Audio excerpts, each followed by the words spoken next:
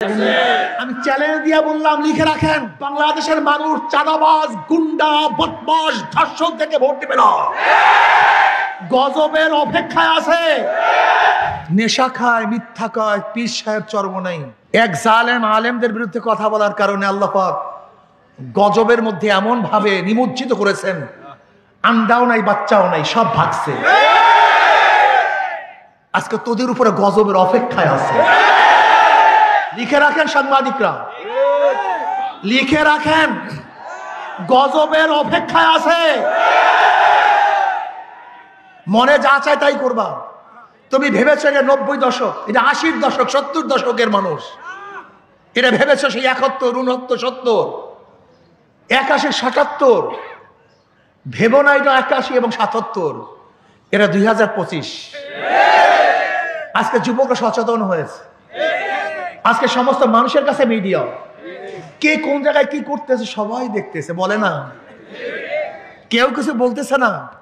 ওই তোমার গুন্ডামির কারণে, অস্ত্রের কারণে, চাঁদাবাজির কারণে, তোমার জুলুমের কারণে।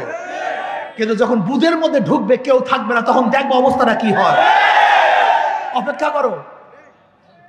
ভেবেছো ক্ষমতায় চলে গেছো বিএনপি, দিল্লি বহুত দূর আস, সেই স্বপ্ন বাদ দাও।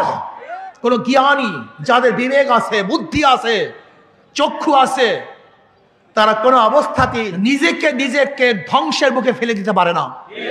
এই জনগণ, ভোটাররা এখনো ক্ষমতায় যায় নাই, ক্ষমতায় যাওয়ার ভয় আছে, আশঙ্কা আছে।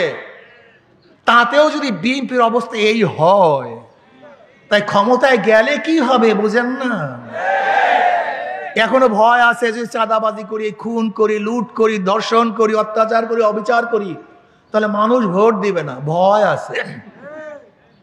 এই ভয়কে উপেক্ষা করে যাই কাজ করতেছে, যখন ভয় থাকবে না, তোমাদেরকে মাছির মতো মনে করবে, মশার মতো মনে করবে, মানুষকে মানুষ মনে করবে না।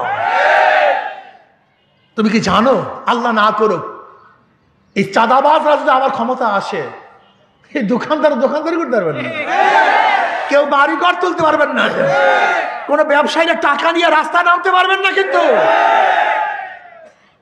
এখন নিজেদের বুকের মধ্যে নিজেরা ছুরি মারবেন কি মারবেন না, এই সিদ্ধান্ত আপনাদের। আমরা অগ্রিম কথা বলে গেলাম, গরিবের কথা বাসি হলে ফলে।